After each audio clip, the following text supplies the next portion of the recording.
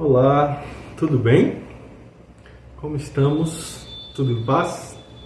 Eu sou o professor Danilo Cruz e estou aqui para continuarmos o nosso estudo da série Sabedoria do Evangelho de Carlos Juliano Torres Pastorinho, que é, na verdade, uma obra ímpar de sabedoria, como o próprio nome coloca, que tenta fazer paralelos entre os fatos e ensinamentos dos evangelhos do Cristo com a nossa vida pessoal, com a nossa vida evolutiva, nossa ascensão rumo à nossa própria iluminação. E hoje nós damos prosseguimento ao estudo do terceiro volume dessa bela obra, dessa vez abarcando os capítulos em oração e Jesus anda sobre a água. Então vamos ter a oportunidade de ver esses dois capítulos com o olhar que Pastorino nos lega, com as reflexões que ele nos permite, que ele nos propicia. Vamos então ao que Pastorino traz.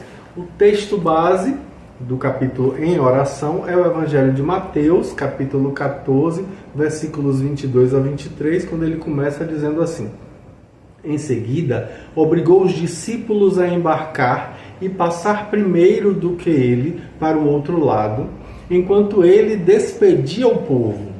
Tendo despedido o povo, subiu sozinho ao monte para orar. E à noitinha achava-se ali só. No Evangelho de Marcos, esse mesmo episódio está lá no capítulo 6, versículos 45 e 46, quando ele diz assim: Imediatamente obrigou seus discípulos a embarcar e passar adiante para o outro lado, para Betsaida, ou Betsaída, como alguns preferem falar, enquanto ele despedia a multidão.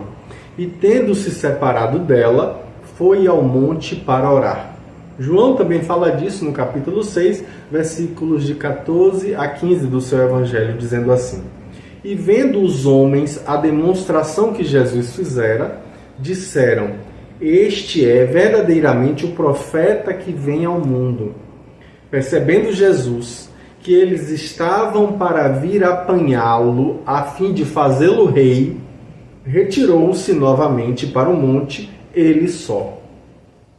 Então aí Pastorino começa dizendo que aí nós encontramos uma expressão estranha repetida nos dois sinóticos.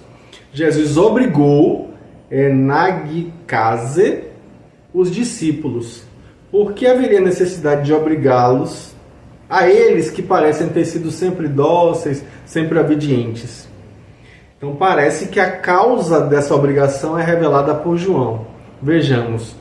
Com a maravilhosa demonstração de poder, Tossemenion, que foi a multiplicação dos pães e peixes, a massa popular, composta exatamente de agricultores, de pescadores, entreviu um paraíso na terra. Não haveria mais necessidade do duro trabalho nos campos, na plantação, na colheita, sempre duvidosa. Não mais as noites frias, chuvosas no lago à procura de peixes. Ali estava quem poderia fornecer para eles, para sempre, o pão e o peixe sem trabalho. Era só fazê-lo rei. Moisés não alimentara os israelitas no deserto anos a fio com pão caído do céu todas as manhãs, conforme a gente lê lá no Êxodo, capítulo 16, versículos 4, 8, 12 a 15. Ora, o próprio Moisés predisse lá em Deuteronômio capítulo 18, versículo 15, que surgiria em Israel um profeta com os mesmos poderes que ele. Não seria um simples profeta, conforme a gente vê em João, capítulo 6, versículo 16 e capítulo 9, versículo 17, mas o profeta semelhante a Moisés, o qual, segundo os fariseus, conforme João capítulo 1, versículo 21, não coincidiria com a pessoa do Messias. Mas, para o povo, essas distinções eram meramente supérfluas. Eram totalmente supérfluas. Então ali estava o profeta igual a Moisés, que daria pão e peixe em abundância. Por que não fazê-lo imediatamente o rei? Ora, isso constituiria uma subversão total da missão puramente espiritual de Jesus. Ele que inclusive disse: o meu reino não é deste mundo, lá no Evangelho de João, capítulo 18, versículo 36. Mas além disso, seria também precipitar uma perseguição por parte de Herodes, que não iria suportar um concorrente para o seu reino, entre aspas. Então Jesus terminaria mais cedo do que devia, como os outros galileus indóceis em suas pretensões messiânicas, conforme a gente vê Flávio Joséfo nas antiguidades judaicas falando sobre, né? E que foram obviamente massacrados por ordem de Pilatos, conforme Lucas capítulo 13, versículo 2. Então era ali, conforme traz Pastorino, indispensável obviar a essa dificuldade com rapidez e energia. Talvez os próprios discípulos, atônitos com a multiplicação de pães e peixes, tanto que mais tarde não haviam ainda compreendido, conforme a gente vê no Evangelho de Marcos, capítulo 6, versículo 52, talvez eles também se tivessem entusiasmado com a ideia de fazer de Jesus o rei, porque ainda não haviam verdadeiramente penetrado de maneira profunda no sentido espiritual da missão de Jesus. Daí Jesus dizer-lhes que fossem para outra margem, a cuja sugestão, quiçá, tivessem reagido já influenciados aí pelo desejo de colocá-lo no lugar merecido, entre aspas, de rei. Isso forçou Jesus a constrangê-los com uma ordem taxativa, uma ordem firme, que os evangelistas então traduziram com o verbo obrigar. Então eles foram contra a vontade. Foram para onde? Eles estavam no território de Betsaida Júlias, na margem oriental. Mateus diz o quê? Para outra margem, que Marcos repete acrescentando, para Betsaida. Haveria outra Betsaida na margem ocidental do lago? Essa é uma questão extremamente discutida, ardorosamente discutida, como diz Pastorino, pelos comentadores, pelos exegetas, dividindo aí em dois campos. Os que negam a existência interpretam ali prós Betsaidã, como na região fronteiriça a Betsaida, sentido possível da proposição prós, conforme a gente vê em Tucídides, no seu livro de História, e prós Peloponeson, que é a fronteira do Peloponeso. Alguns traduzem como Lagrange, Abel Pirot, e perguntam eles se os discípulos iam para Betsaida, por que João diz que eles se dirigiam para Cafarnaum, conforme a gente vê João lá no capítulo 6, versículo 17, onde eles desembarcaram. João fala isso no capítulo 6, versículo 21. E por que Mateus, no capítulo 14, versículo 34, e Marcos, capítulo 6, versículo 53, dizem que eles desembarcaram em Genezaré? E aí Pastorino passa para a segunda questão, que afirma a existência de uma outra Betsaida, como, por exemplo, Patrícia, Filion, Mesterman, Rose, Buse e outros autores que trazem os seguintes argumentos. Eles dizem que a existência de Betsaida Júlias, hoje se chama El Tel, a 2 quilômetros mais ou menos ao norte de El Arad, é uma coisa certa. A cidade foi reconstruída pelo tetrarca Filipe, que lhe acrescentou o cognome Júlias em homenagem à filha de Augusto César. João, no início do seu evangelho, no capítulo 1, versículo 44, diz que o discípulo Filipe era de Betsaida. Mais tarde, no capítulo 12, versículo 21, ele especifica melhor que era Betsaida da Galileia. Ora, Betsaida Júlias ficava na província ali da Gaulanítida e não na Galileia. Então, se João deveria conhecer bem a região ali, porque ele não iria confundir as duas províncias.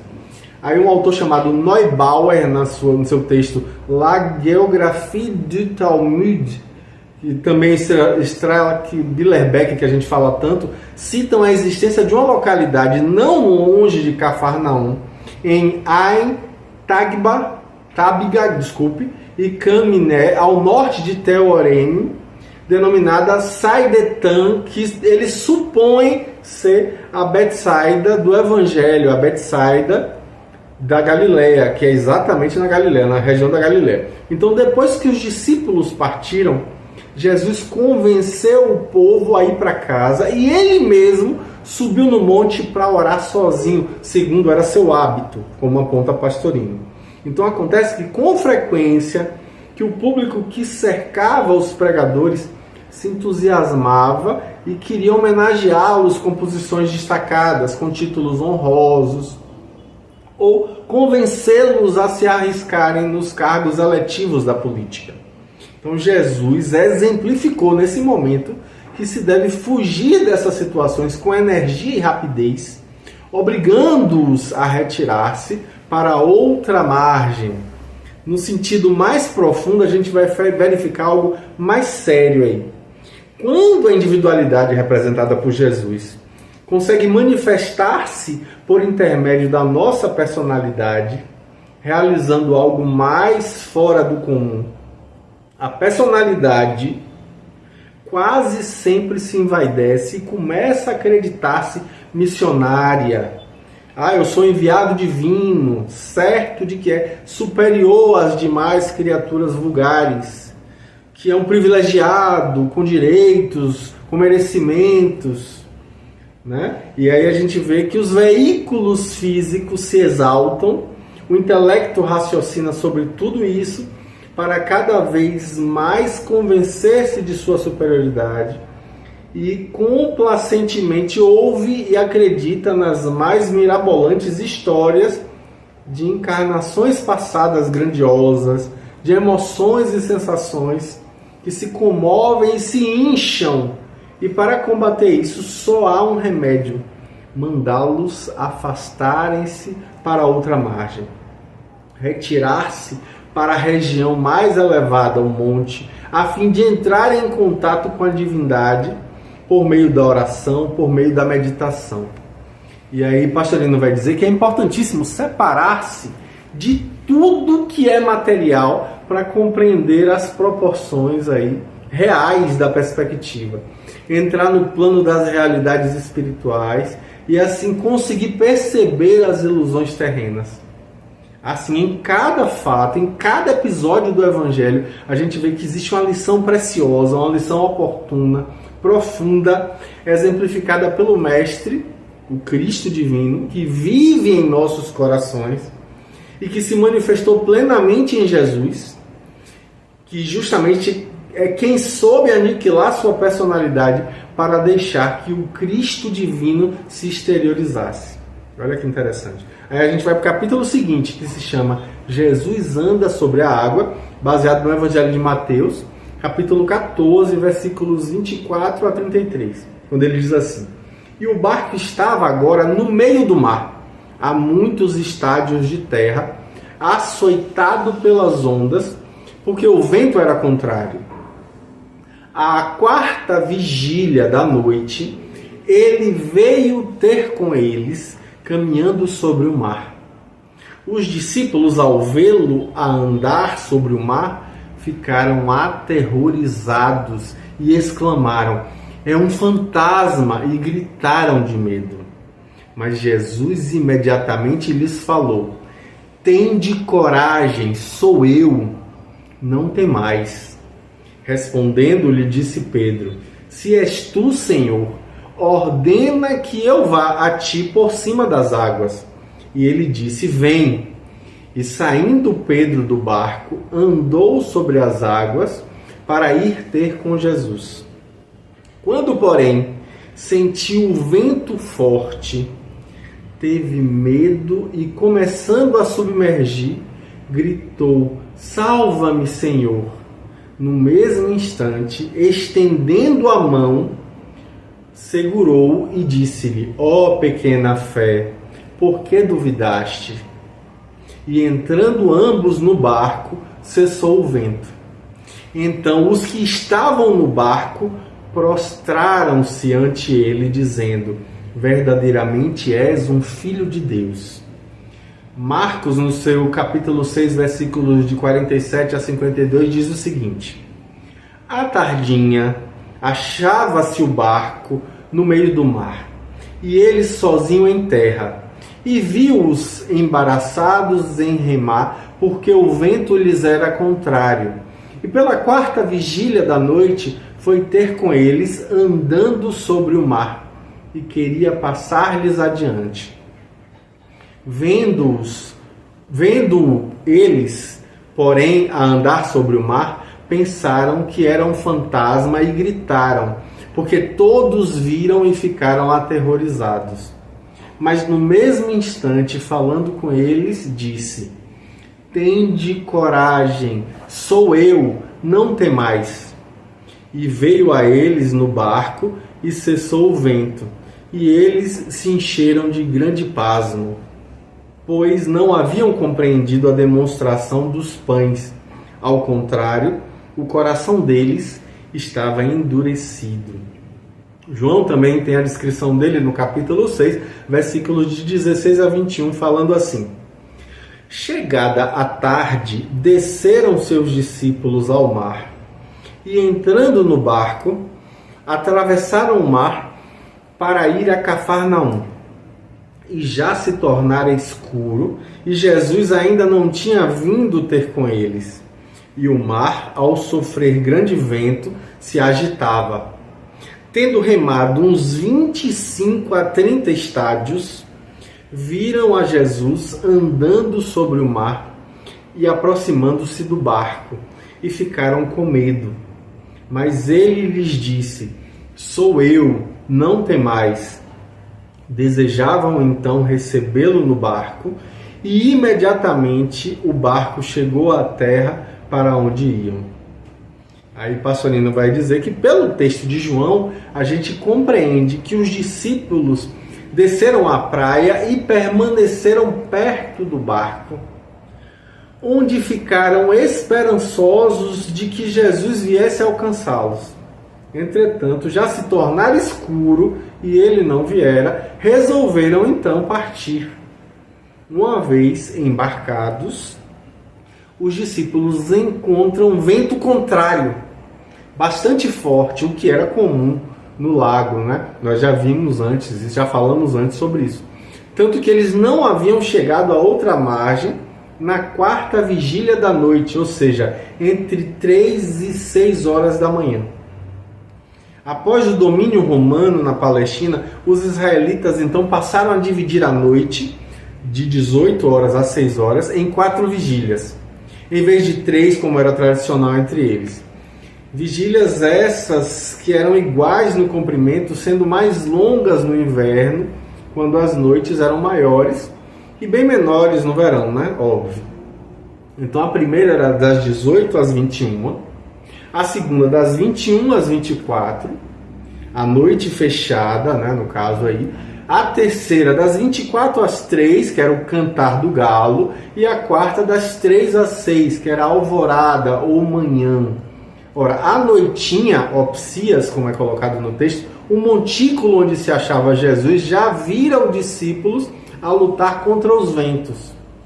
A travessia, mesmo na parte mais larga do lago, que era de 12 quilômetros, era feita em no máximo 2 a 3 horas. E ali eles não estavam na parte mais larga. Mas às 3 ou 4 horas da manhã, eles só haviam avançado 25 a 30 estádios, segundo João. A anotação aí que parece ter sido introduzida em Mateus posteriormente, porque só aparece em alguns manuscritos. Há muitos estádios da Terra. Eu vou lembrar que o estádio media cerca de 185 metros, portanto, eles só haviam adiantado aí cerca de 5 quilômetros da margem. Então, continuava aí uma luta contra o vento e os discípulos remavam esforçadamente para alcançarem rápido a outra margem. Talvez ali eles estivessem imaginando que o mestre seguiria a pé e lá chegaria antes deles para esperá-los. Então, repentinamente, eles perceberam, assustadíssimos, que havia um vulto branco a caminhar calmamente sobre o mar, encapelado ali pelo vento. O que seria aquilo? Quem seria? Eles olharam melhor, era uma forma humana, que se aproximava. Só podia ser um fantasma. E os fantasmas, gente, eram considerados de mau agouro, conforme a gente vai ler no livro da Sabedoria, capítulo 14, versículo 4, 14 e 15, e também Flávio Josefo fala sobre isso. Pois bem, o medo foi crescendo, eriçando os cabelos, arrepiando a pele, e aqueles pescadores rudes, homens fortes, barbados, não tiveram outro remédio senão gritar. Valentemente gritar. Pois bem, penalizado, mas bem provavelmente sorrindo do susto que pregou nos seus discípulos, Jesus os acalma, recomendando-lhes coragem, que eles demonstraram evidentemente não possuir. Então João, cujo evangelho e epístolas foram escritos com a finalidade, se não primordial, pelo menos bastante clara, de combater os docetas, ou seja, aqueles que afirmavam que o corpo de Jesus era fluídico, o corpo físico de Jesus era fluídico, que segundo eles não era homem, mas sim um agênere, uma aparição. Então João não acena a impressão de que os discípulos tiveram do que se tratava ali de um fantasma, já que o fantasma é exatamente um agênere. Os docetas, esses que acreditam que Jesus tinha uma forma fluídica, eram chamados assim primeiramente por Teodoreto, na sua epístola 82, e por Hipólio, que criaram na verdade o nome docetas do verbo grego doceo, que significa parecer. Eles afirmavam que Jesus não possuía um corpo físico de carne, mas sim um corpo fluídico, um corpo de fantasma, digamos assim. E diziam que tudo que Jesus fez foi apenas aparência e não realidade. Ele não nasceu, nem cresceu, nem comia, nem morreu na cruz, nada disso. Ele pareceu que houve tudo isso aí, mas não houve. Era tudo mentira e fingimento. Ai, ai, ai. Então a razão em que eles se baseavam era a crença de que tudo o que é material é imperfeito, é impuro, porque é obra do princípio do mal, que eles identificavam aí com o Deus Criador do Velho Testamento, que é Yahvé, que para eles era Satanás. Como Jesus apresentara o princípio do bem, ou seja, o Deus Pai, não podia ter se submetido ao princípio do mal e, portanto, não poderia ter tido um corpo físico carnal. Mas o docetismo, na verdade, foi combatido desde o início do seu aparecimento por uma testemunha ocular na vida de Jesus, que era o próprio João, que era o seu discípulo amado, o evangelista, né? Que protesta ardentemente contra essas invenções absurdas, como coloca Pastorino.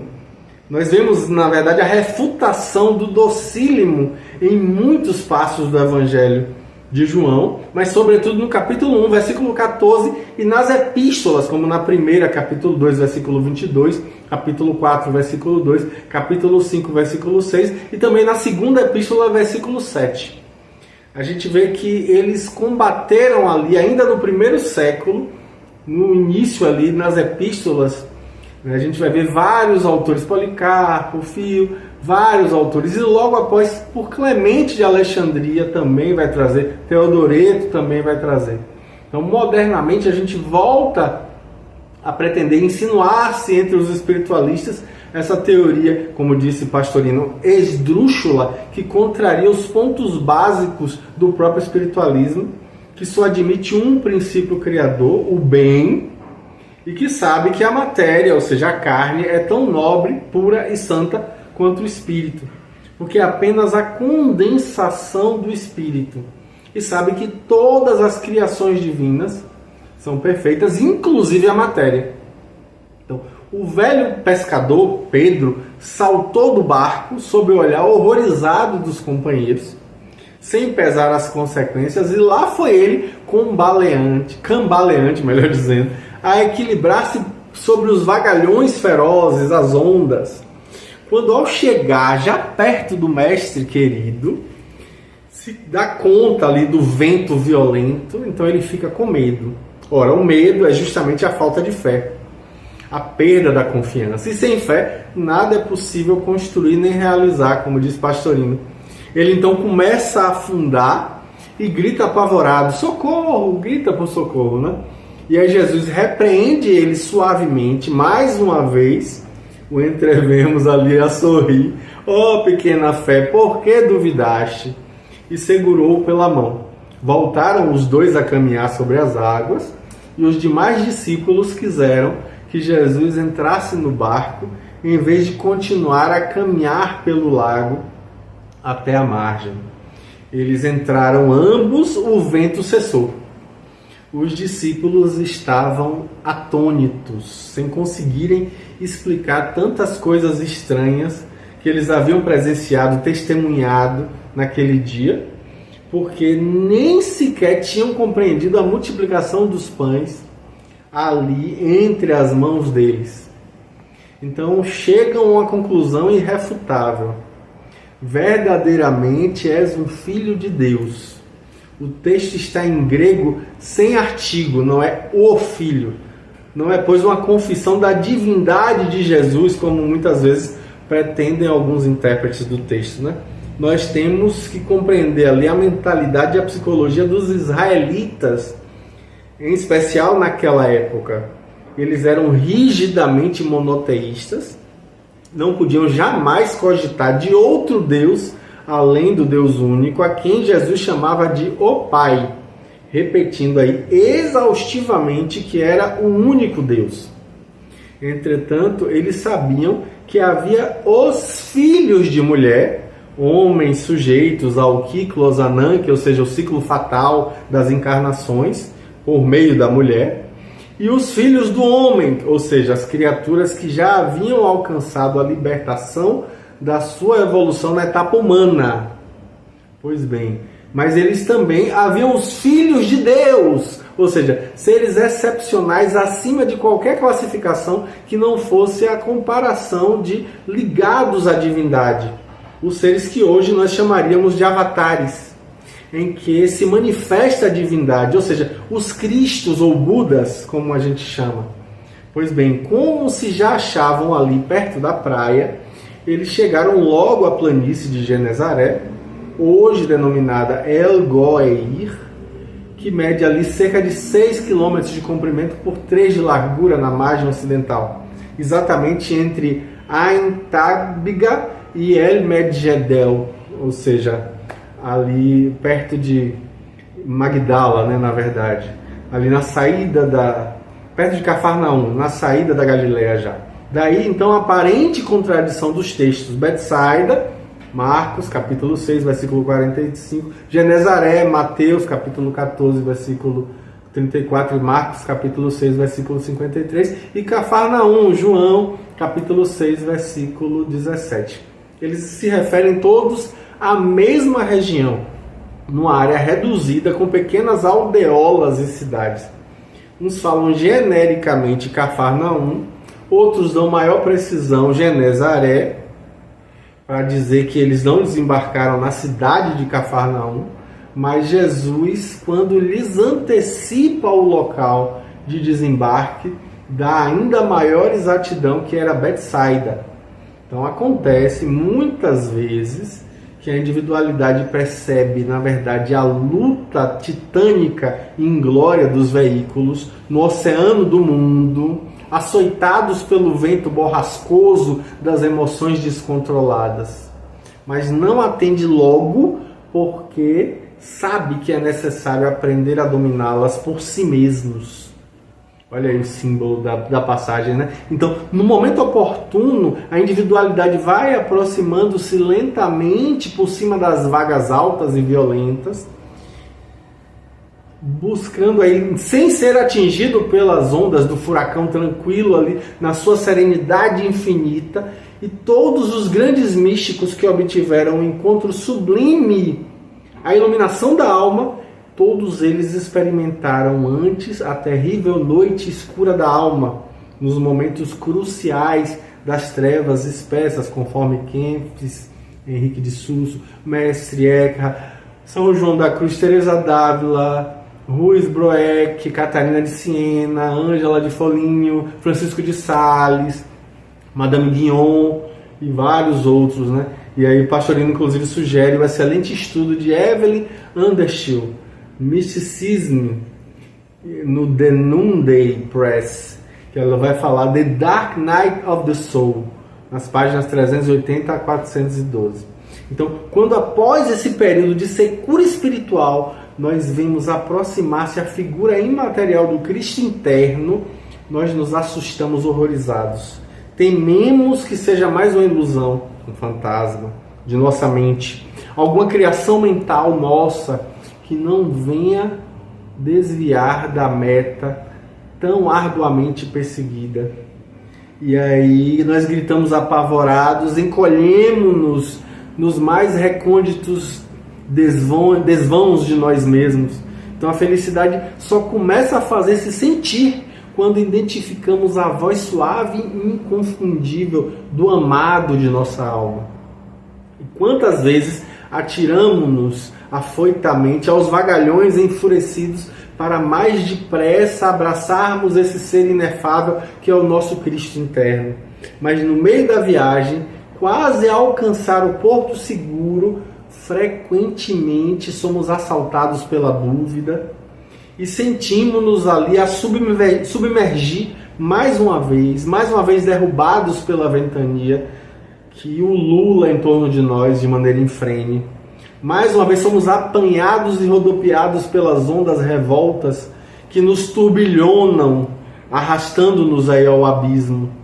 E quando gritamos novamente por socorro, a mão sempre terna do amigo incondicional se estende e nos sustenta acima das vagas enraivecidas. Então, uma vez firmes, uma vez seguros de nossos passos, tendo em nossa mão a mão firme do Cristo, nós vemos que os veículos reclamam para si a honra de carregar a individualidade. Logo que esta penetra em nós mesmos, isto é, logo que nós conseguimos unirmos a ela, que já reside dentro de nós, cessa o vento, o mar se abranda, imediatamente nós chegamos ao porto de destino, aliviados, consolados. Cafarnaum, a palavra que significa cidade do Consolador. Olha aí que interessante. Quantas vezes se repetem essas cenas e depois de cada uma nós acreditamos-nos definitivamente imunes de outros vendavais. Mas eles sempre voltam.